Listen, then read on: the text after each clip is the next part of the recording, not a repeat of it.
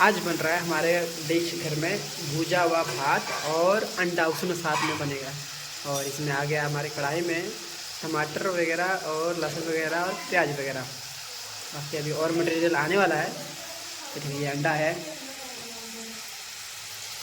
चावल भी पक गया है। बाकी अब आपको चावल दिखाएंगे। ये आ गया अब हमारा अंडा।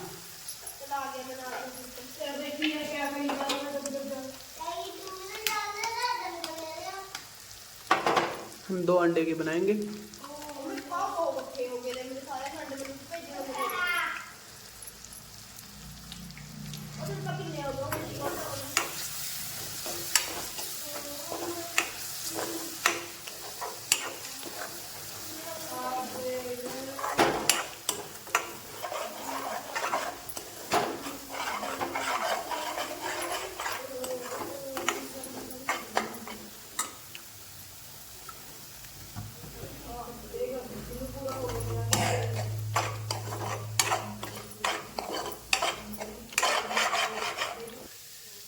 अब ये बन गया हमारा भुर्जी अंडे का।